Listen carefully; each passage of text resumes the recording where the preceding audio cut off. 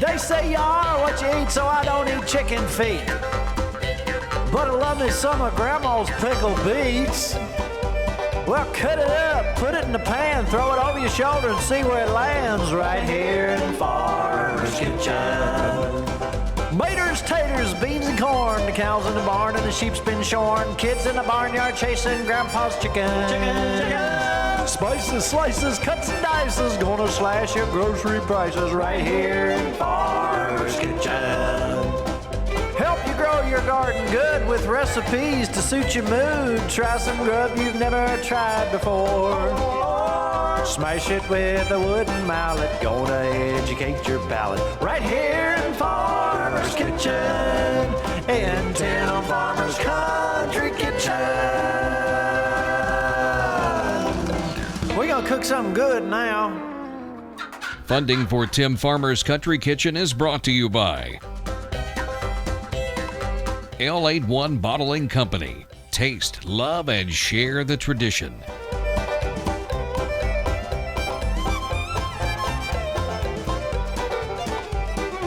Harvest Energy Solutions. Harvest cabins when you absolutely have to get away.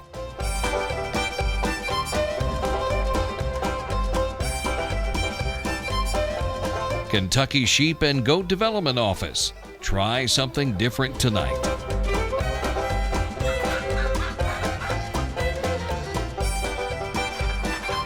Salt Rocks, the flavor of life.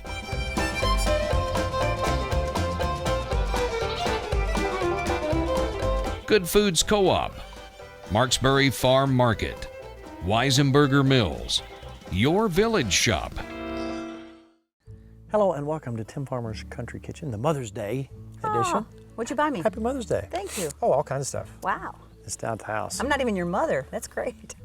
Well, I am a mother. We got 5 kids between us. That's right. That's a bunch. Yes, it is. And they're all good kids. Yes, they are, How precious. did that happen? We're very lucky. You know what, let's talk about moms. Let's honor our moms. And tell me why you have the best mom in the world. Well, I have the best mom. She made everything wonderful, magical.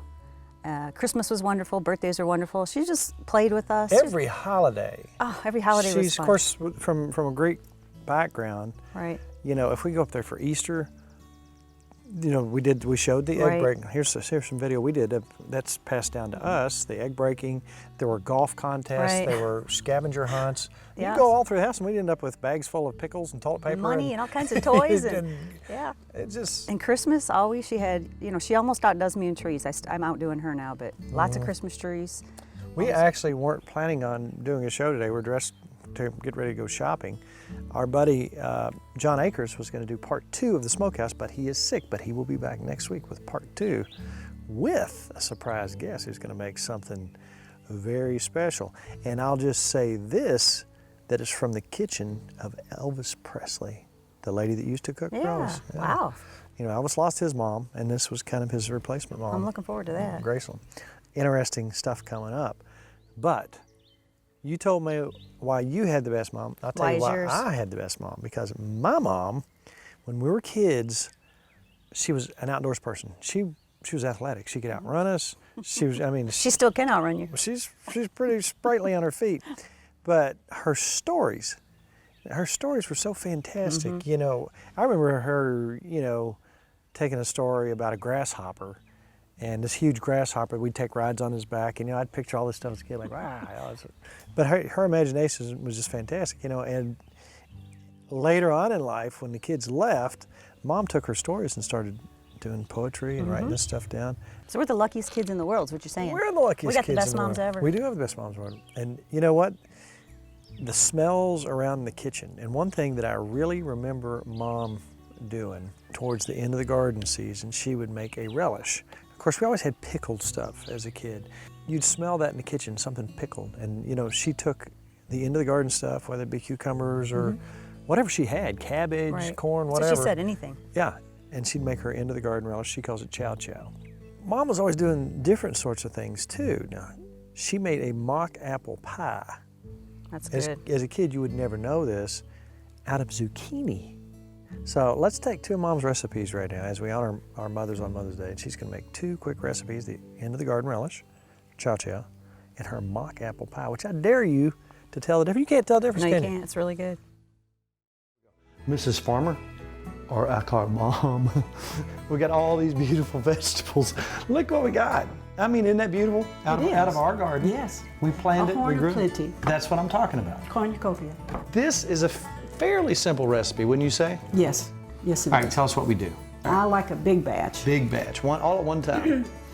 4 cups of onions, 4 cups of cabbage, 4 cups of green tomatoes, 4 cups of sweet green peppers, 1 cup of sweet red peppers, and also you've got things like squash, you may have some peppers. Throw those in too. I do that a lot of times. It's all good, and it adds color and it adds taste, and all these vegetables, when you put it in this brine, it really brings those flavors out subtly. But oh my goodness, you put some of this in some soup beans along with some cornbread, make your cheese dip like we've done on the show before. Gosh, there's so many ways. I'd put it on ice cream. It's that good. Papa Harlan would have done That's that. all right. That's all right.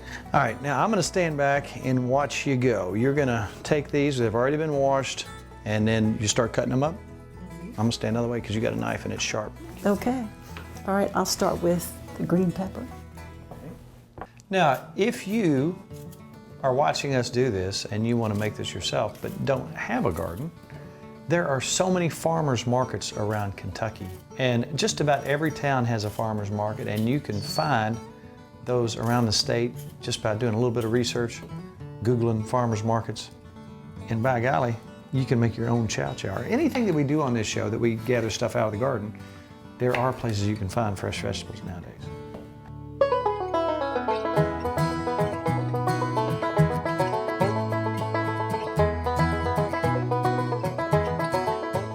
You don't have to follow this to the T. As long as you have this combination of whatever you decide to put in it, you can't go wrong. I don't think so. I really don't. Because, you know, some years you don't have a lot of one type or another. And so you put in something else. Whatever you got, you put in something else. Now, Mom is cutting the zucchini up to add some to the chow-chow, but Mom's got a little surprise for us here in a little while. You got so many, people are asking for zucchini recipes.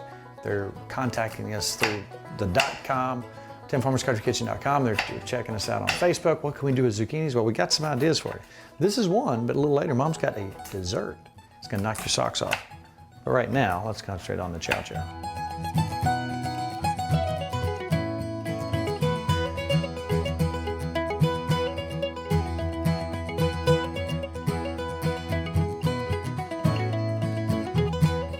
All right, now you've got them cut up.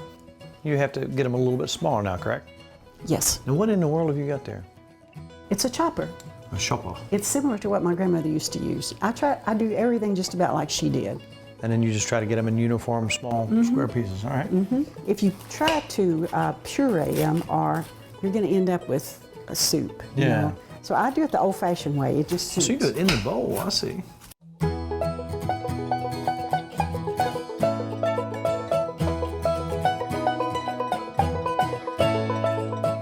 So now, once you get it to this point, what's your next step? Next step is to add your pickling salt.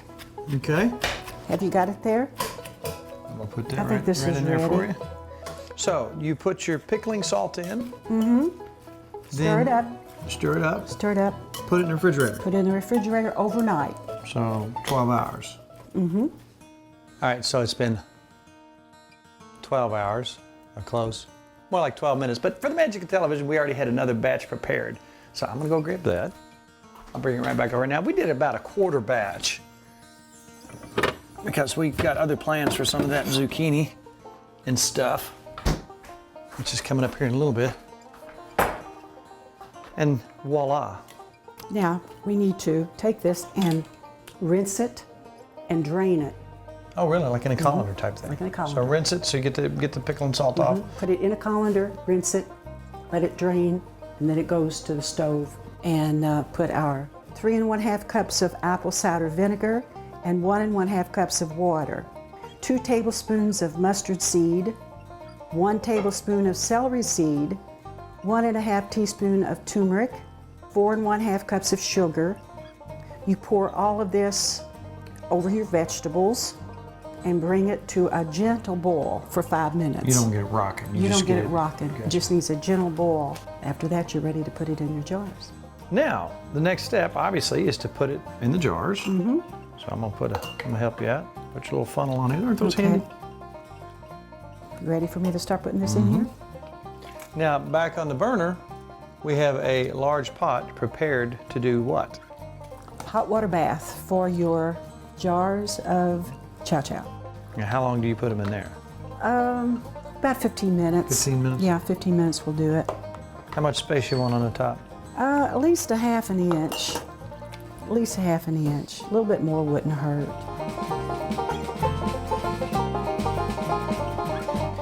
Now again, we did a lesser batch, but I remember when I was growing up, this is one of my favorite smells. My grandmother would be busy fixing her chow chow, the whole house would smell good. you wipe your top off? Yep, I did. So nothing will keep it from, you do that so nothing will keep it from sealing, right? So nothing will bump in there. Now, when you say your hot bath, is that hot boiling water or is it just? You want it really warm water, put them down in here and let it come to a boil. Gotcha. And then start timing. As soon as it comes to a boil, then you start timing for about 15 minutes. 15 minutes should take care of it. And there they are. Alrighty. And that's what it looks like. Everybody's asking about zucchini recipes. There was one, but you got more than one trick up your sleeve, don't you? Yes. Tell us what you're making. This is fascinating to me, and I don't think I've had it. This is called mock apple pie, zucchini mock apple pie. And you won't believe it, but when you make this pie, people eat it, they think they're eating apple pie. But I it's want to have it. zucchini. I want to try it. Yeah. Tell us what you do here. All right, first of all, you have to peel your zucchini. You know what the thing about zucchini is? If you leave for a couple days and come back, they can grow an amazing amount in a short amount of time. And people think, oh, I've got this big, huge zucchini. It's too big. I can't do anything with it. Oh, there's always something you can do with it. Always. You don't need to waste zucchini. Okie dokie. Almost ready. You want to get all the seeds out too. You don't want any seeds in your apple pie. Okay. No zucchini seeds in your apple pie. No. And you can do this however you want to. You can do it however you want to. Just You know, that has almost the exact consistency it looks as like an apple. Yeah, it does. It looks like apple. So you fool people with this, and they think it's apple pie. They do. You want to get the middle out with the seeds. Get rid of that. Now, this is what this will look like. I usually do it about like this. It's like a little chunk of apple. Just like a little chunk of apple. Son of a gun. And then when you feel that consistency, it's almost exactly like an apple. It is. It really is. And when you look at it, even after it's baked, you look at it, it looks like pieces of apple. So about 6 cups of that. You mean help you cut some of that up? Okay.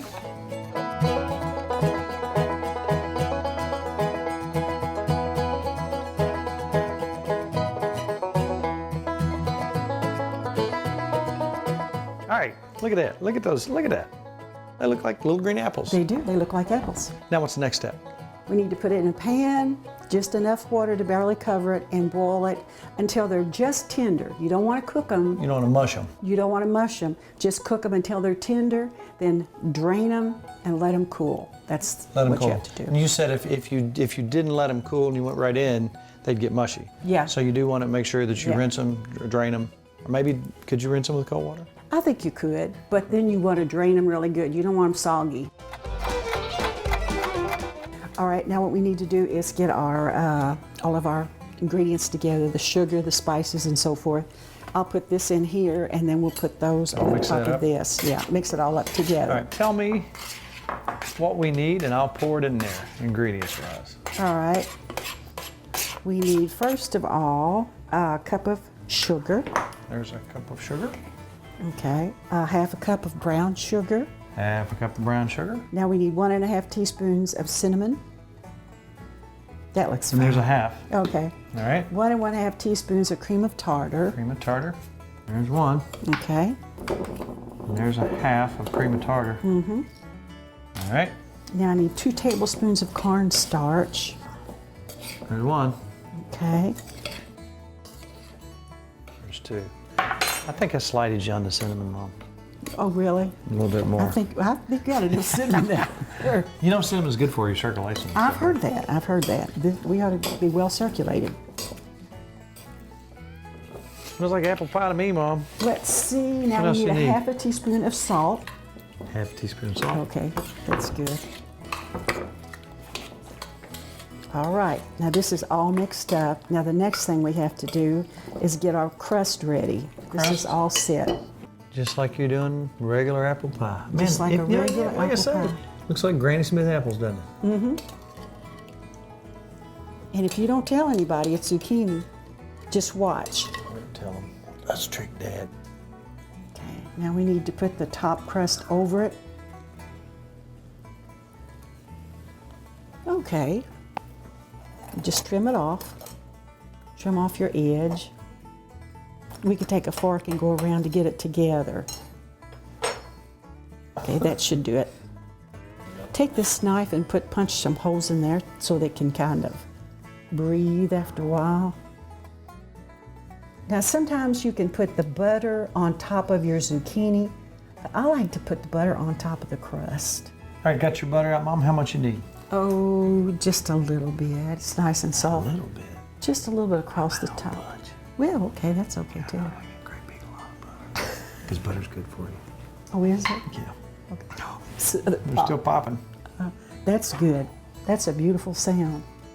Now, just put a little bit of sugar on the top. I like to do it that way. Okay. Now it's ready for the 450 oven. for how long? 450 for 10 minutes. And then you turn it down to 350 and bake it for about 45 minutes.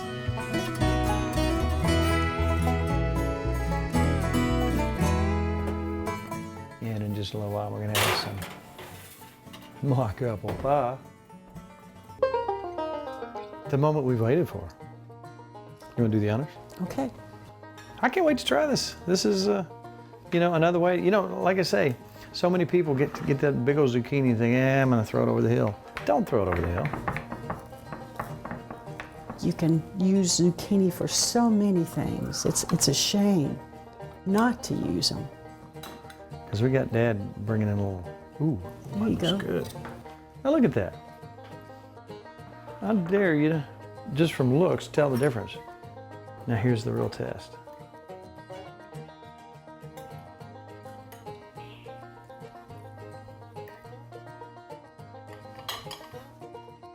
You gotta be kidding me.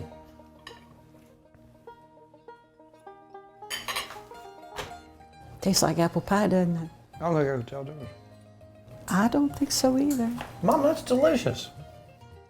Have you been making that a long time? Yeah. You didn't tell me? Sorry about that. I might have to send you to your room. Now I'm really worried. That's my mama right there. She makes good stuff. So wait a minute. I thought I had the best mom. I have a good mom. Well, you know what? They're both pretty good. So they're right there. and they're pretty good friends too. You know, they talk They are about us good on the buddies. phones. We got to watch Wouldn't it. you love to hear that conversation? Yes, I would. Your mom, we got to get her on the show. She's an to do amazing some of her cook. traditional Greek stuff.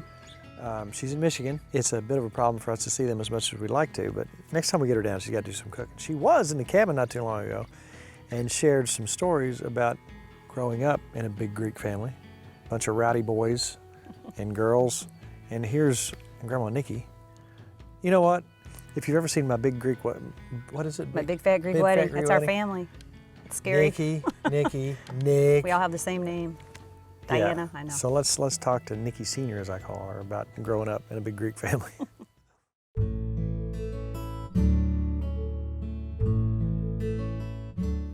All right, we got the oil lamp burning tonight. We're talking to Grandma.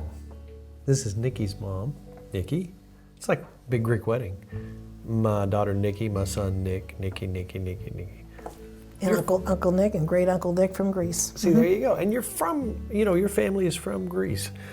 Your father came over on the Carpathia. Yes, the same year that the Titanic went down, 1912. 1912. That was in April. He came over October of that year. He wanted to make his life better, and Yes. he wanted to send money back to Greece. Yes, which he did. And he won an opportunity. Yes. From the island of Kithra? Kithria, yes. Kithra. Now, he came over to this country, and he worked hard, Yes. but he liked his Greek food. He liked lamb, he liked all that sort of stuff. All kind of wild animals he loved too. What do you remember eating as a kid? His raccoon with cinnamon in it. Raccoon? Raccoon, yeah. So he liked wild game, all that sort of stuff. We would wake up Christmas morning and I had 6 siblings. He would get his deer every year, and he would take the feet or the hoofs of the deer and the ashes from the fireplaces. He would have the hoof prints of the deer. And we were firm believers that the deer even came down into the room. No yeah, kidding. footprints of the deer, yeah. Now see, you know, I know a guy that wrote a book. He says you should always remember, never forget, always remember.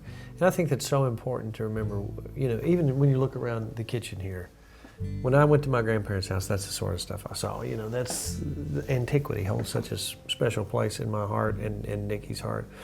What do you think about when you look at that kitchen back there? What do you think about antiquity, and you think about, you know, the kitchens you grew up in and your times in the kitchen? Do you remember your parents cooking together after the hustle and bustle of the restaurant?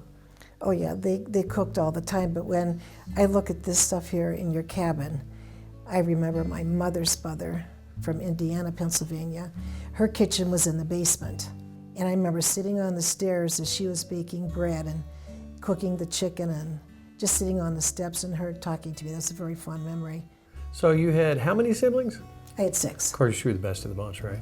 Yes, I think so. Absolutely, no doubt about it. Now I had lots of kids so they could do the chores and help out around the farm. Yeah. You know, kids used to have duties. You know, my parents showed me how to go out and do things, and you develop that work ethic like that. I'm sure you had your chores as well. What were your chores? You remember chores? It was always taking care of all your... Yeah, that's the sore spot. I was always thrown on me. I was the 5th girl. And my older sisters were just kind of too busy with everything else. So, no, I learned how to wash clothes, iron clothes, vacuum. That's good practice for Bill. Oh, yeah. Yeah.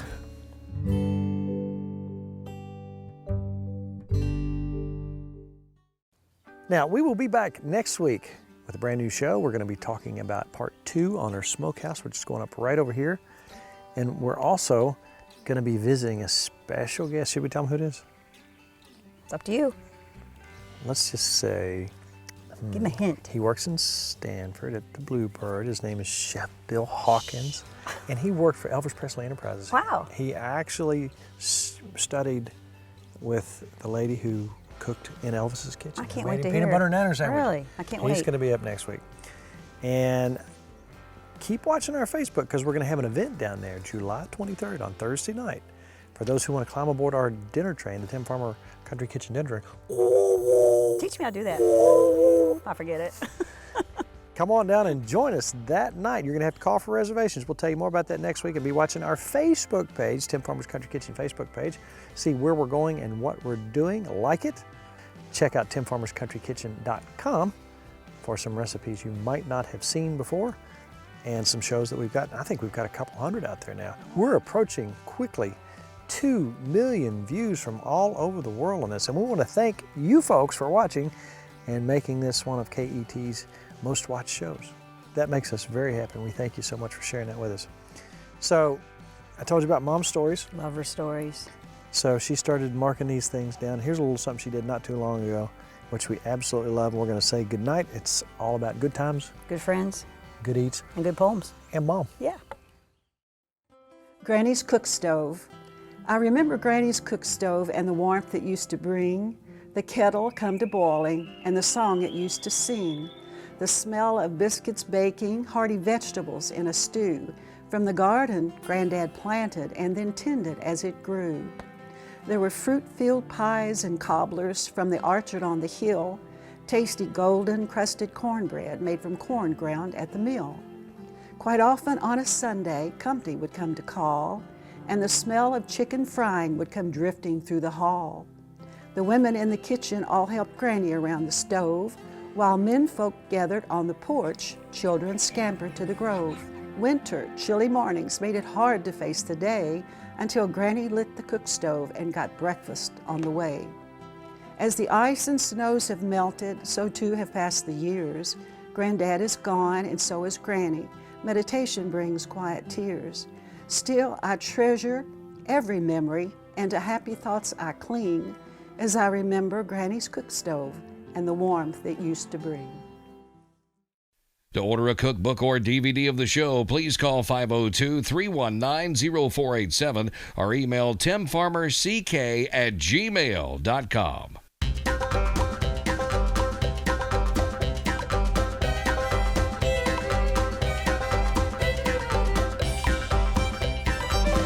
Special thanks to Furniture World Superstore, Kinco Farm Fence Supplies, Tater Knob Pottery and Farm.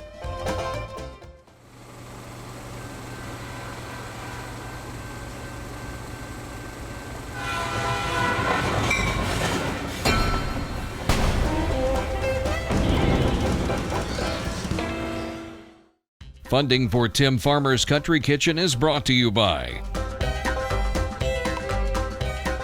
the City of Stanford, Kentucky. Come back home to Stanford.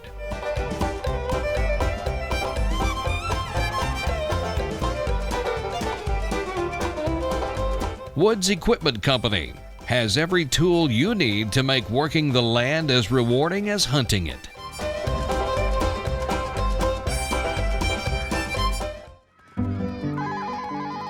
Edward Jones, this is Shirley speaking. How may I help you? Oh, hey Neil, how are you? How was the trip? With nearly 7 million investors, Right here. Hold on one sec. you'd expect us to have a highly skilled call center. Kevin, Neil Hawley's on line 1. And we do. It's how Edward Jones makes sense of investing.